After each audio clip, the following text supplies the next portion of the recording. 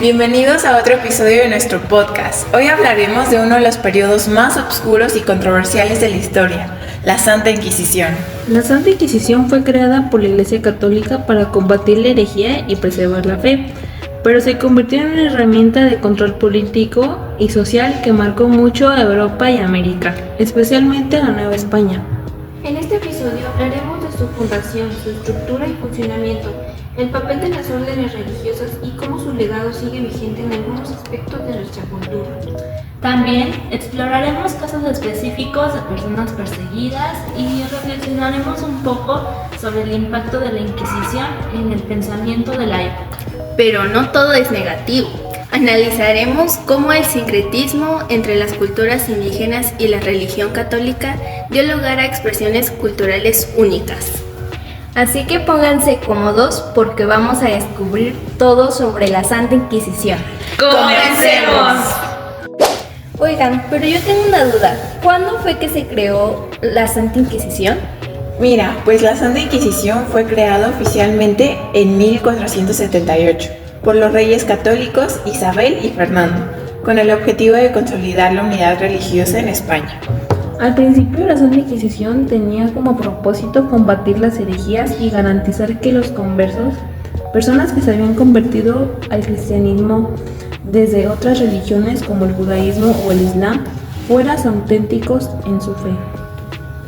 Sin embargo, rápidamente se convirtió en un instrumento político para controlar a la población y eliminar cualquier oposición al poder de los monarcas. Y en 1492, cuando España expulsó a los judíos que no aceptaron convertirse, la Inquisición se aseguró de que nadie practicara el judaísmo en secreto. Con la colonización de América, la Inquisición llegó a la Nueva España en 1571. Aquí, además de perseguir herejías religiosas, se enfocó en las prácticas indígenas, que consideraban paganas o satánicas. ¿Pueden creerlo? Ay, no, pero esto creó un choque cultural enorme, porque muchas tradiciones indígenas estaban profundamente ligadas a sus creencias espirituales. La Inquisición buscaba eliminarla para imponer el cristianismo como única religión válida. Es que se veía desde el principio que era muy evidente que no solo se trataba de la religión, sino que también querían control y poder. Hace tiempo leí el funcionamiento de la Santa Inquisición, era muy organizado. En la Nueva España estaba encabezado por un inquisidor general, que era designado directamente por el rey de España y supervisado por el Consejo de la Suprema Inquisición en Madrid. Los tribunales locales estaban compuestos por 3 inquisidores principales: un fiscal, un notario, varios alguaciles y a veces consultores teólogos.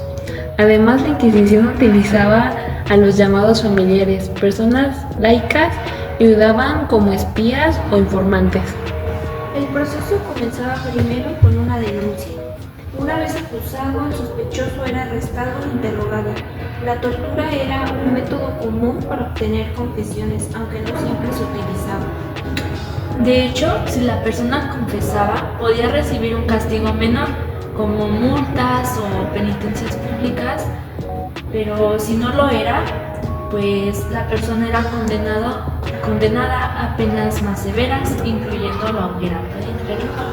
Bueno, un evento emblemático eran los autos de fe, ceremonias públicas donde se dictaban las sentencias. Estas ceremonias eran casi teatrales y buscaban intimidar a la población para que nadie se atreviera a desobedecer las normas religiosas. Hay algo que me parece muy interesante de la Santa Inquisición, que se encargaba de censurar los libros y supervisar la educación, porque querían evitar cualquier pensamiento que pudiera contradecir las enseñanzas de la Iglesia. Voy a hablar un poquito sobre las órdenes religiosas. En este contexto, las órdenes como los franciscanos, dominicos y jesuitas jugaron un papel crucial en la evangelización y en la imposición de la doctrina cristiana. Me parece muy interesante lo que acabas de mencionar, que son los jesuitas. En mi caso, yo he investigado más acerca de este caso y los franciscanos se enfocaron en educar y convertir resistir a las poblaciones indígenas, muchas veces utilizando métodos más pacíficos, pero también destruían templos y códices indígenas, considerándolos heréticos. Los dominicos, por otro lado, tenían una relación más directa con la Inquisición y muchos de ellos, de los inquisidores, pertenecían a esta orden ya que su enfoque era la lucha contra las herejías.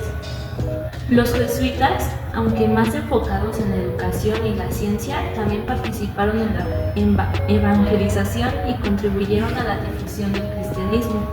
Sin embargo, a menudo chocaban con la Inquisición debido a sus métodos más abiertos.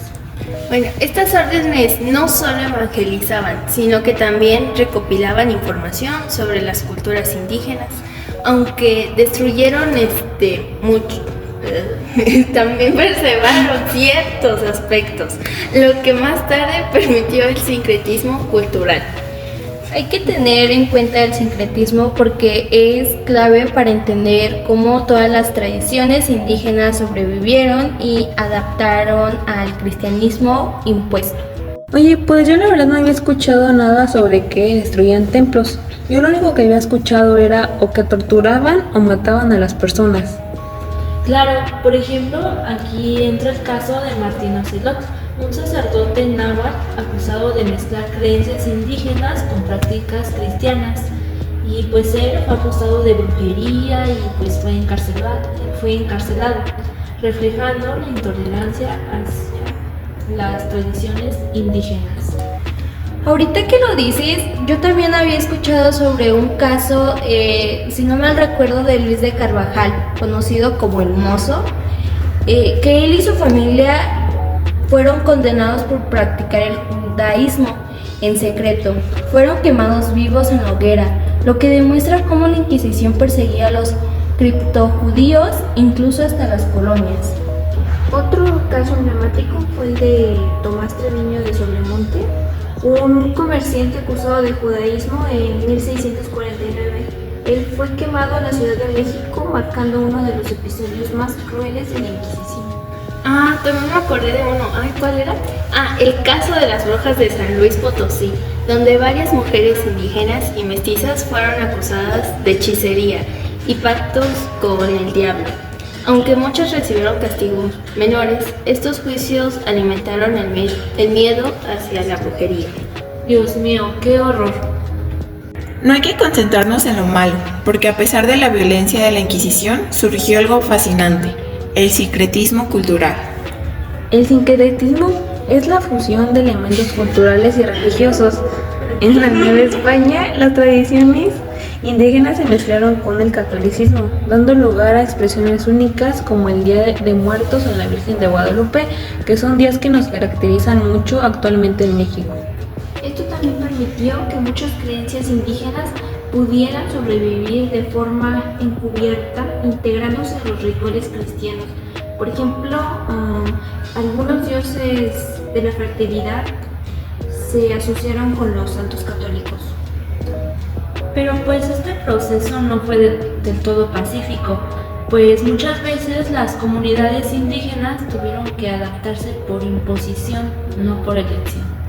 Bueno, aunque hoy en día podemos ver el legado de este sincretismo en nuestras tradiciones, pero también en nuestra manera de concebir la religión y la espiritualidad. Sí.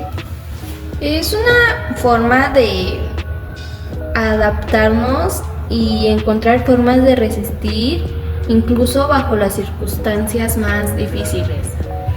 Y bueno, para terminar, me parece una buena idea que cada quien exponga lo que ha pensado sobre este tema. En mi caso, la Inquisición representa un capítulo oscuro en nuestra historia donde el miedo y la imposición eran herramientas para controlar a las personas.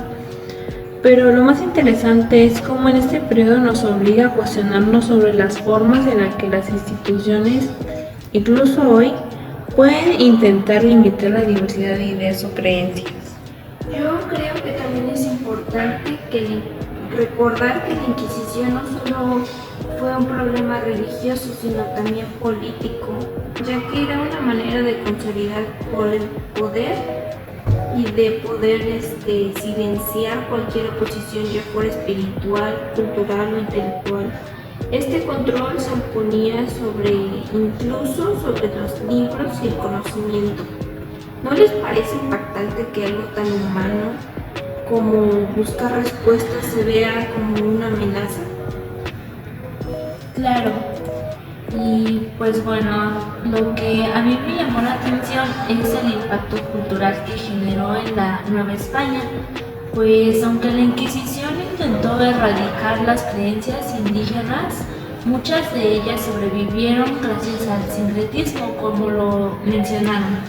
Esto demuestra la resiliencia de las culturas originarias, que pues a pesar de todo esto encontraron formas para adaptarse sin perder su esencia. Es algo que considero que nos hace únicos.